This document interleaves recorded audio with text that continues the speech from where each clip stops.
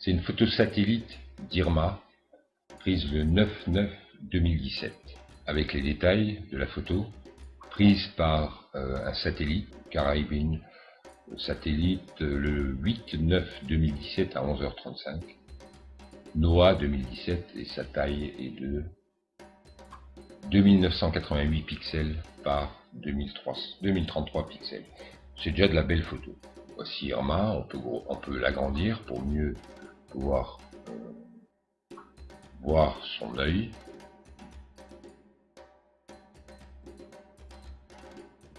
Ensuite, j'ai superposé une carte de la Caraïbe avec une échelle pour pouvoir mesurer la largeur de l'ouragan Irma. Bon, ces cartes sont officielles, donc les tailles sont officielles. En prenant l'échelle et en la superposant à Irma, on peut se rendre compte que Irma a 800 km de diamètre. Je parle des vents dominants, les vents les plus forts.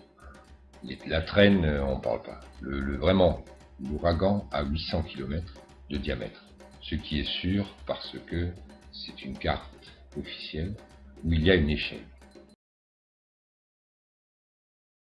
C'est une carte du sud de l'Europe avec l'Italie, la Suisse, la France, Marseille, l'Autriche, la Croatie, la Slovénie, le Monténégro et la Sardaigne. Donc, comme l'ouragan fait 800 km, il va rentrer dans cette carte. Puisque je pense que de là à là, je sais que de là à là, il y a 800 km. J'ai posé l'ouragan sur l'Italie. Et on peut voir qu'au centre de l'ouragan, il y a Venise. Si j'agrandis, c'est la région de Venise. En mettant une carte, en superposant encore une carte détaillée, on voit très bien Venise ici et le centre de l'ouragan ici. Voilà une carte de la région de Venise, avec Venise au centre. Ici, on va agrandir un peu. Venise, son port et tout ce qui va avec. Et voilà la photo de Thomas Pesquet, pris depuis l'espace, à 400 km d'altitude, de Venise aussi. Donc je vais agrandir et on peut bien voir les détails des routes, le port. On ne voit pas les voitures ni les maisons, mais on voit bien que c'est Venise. Et c'est la photo de Thomas Pesquet, pris dans l'espace depuis la Station Spatiale Internationale. C'est marqué là, bon c'est à l'envers, mais je pense que beaucoup de gens la connaissent. Ensuite, j'ai superposé Irma à l'échelle sur Venise et la région de Venise. Donc, là, c'est 100 km de diamètre et ici, c'est le centre de l'ouragan. Je le remets à nouveau bien à fond. Voilà. Maintenant, j'aimerais zoomer pour avoir les mêmes détails que sur la photo de Pesquet.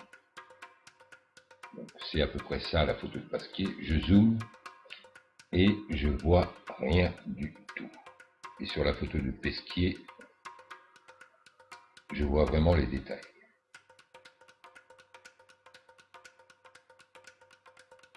Là, je vois rien.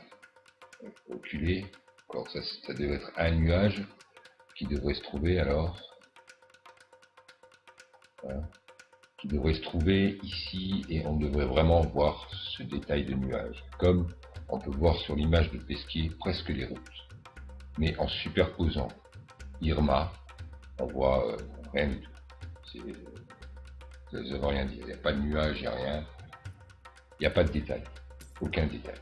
À part ces nuages-là, mignons, mais bon, c'est pas aussi détaillé que la photo de Pesquet, qui est prise à 400 km. Et on peut très bien voir les détails de la ville. Sur ce croquis, on a l'indication de la hauteur orbitale de l'ISS, à quelle hauteur elle est. On a la largeur de l'ouragan Irma. En plaçant un appareil à photo à la hauteur de la station spatiale, on peut calculer à peu près, à quelques kilomètres près, le diamètre que pourra photographier l'appareil. Bon. Ici, j'ai trouvé 800 km, une hauteur de 400 km et une focale, une ouverture de 18 mm. C'est le maximum, à ce qui paraît. Il y a peut-être un peu plus large. Alors ça nous donne une largeur de 800 km à une hauteur de 400 km. Ça donne 94 degrés d'ouverture. Alors il se pose une question, comment le satellite a-t-il pu prendre une photo qui représente 5 fois la largeur de 800 km et à la même hauteur que l'ISS?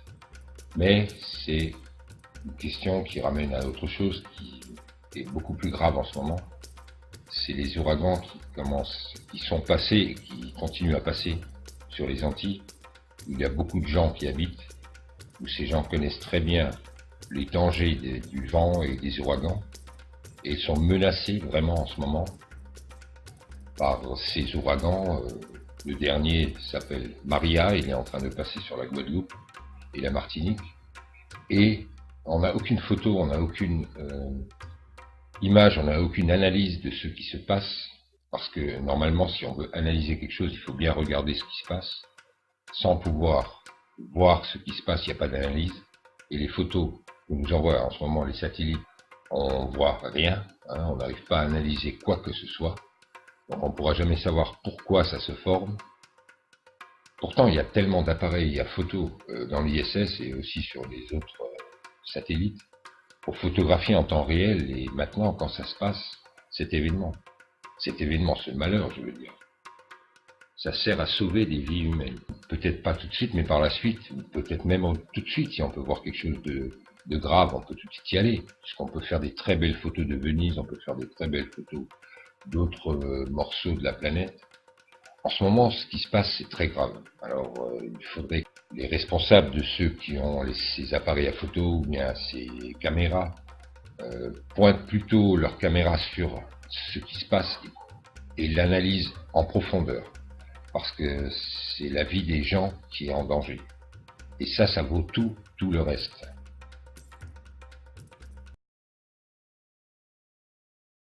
L'ISS, c'est une station spatiale internationale. C'est pas une station de ski. C'est une station qui tourne autour de la Terre et qui a pour but d'observer la Terre et d'analyser la Terre. C'est-à-dire d'analyser les nuages, d'analyser l'eau, d'analyser l'air, d'analyser tout ce qui se passe sur la Terre. Et en ce moment, il y a quelque chose de catastrophique qui se passe sur la Terre. La Dominique a perdu tout ce qui pouvait être perdu. Constat terrible, signé du Premier ministre de cette petite île entre la Martinique et la Guadeloupe dans l'arc caribéen. Résultat du passage de Maria, un ouragan qui est passé en quelques heures seulement de la catégorie 1 à la catégorie 5, le maximum de la puissance cyclonique. Maria s'apprête à frapper la Guadeloupe avec des vents à plus de 260 km/h. L'île française est en alerte violette, la population est confinée. Et là, l'ISS ne remplit pas du tout son rôle. Elle ne remplit pas son rôle d'observation. Donc, aucune analyse n'est possible, parce que l'observation commence par quelque chose de précis. Quand on veut observer quelque chose, on le photographie au mieux possible, et après seulement on commence à analyser. Je ne vois pas pourquoi Venise a été photographiée, ou d'autres régions ont été photographiées avec une telle précision, de la même hauteur, avec des appareils photo. Et l'ouragan a été photographié grossièrement, où on ne voit même pas le centre, et où on ne peut rien analyser. C'est pas ça la science. La science, c'est l'observation et ensuite l'analyse de ce qu'on a réussi à observer.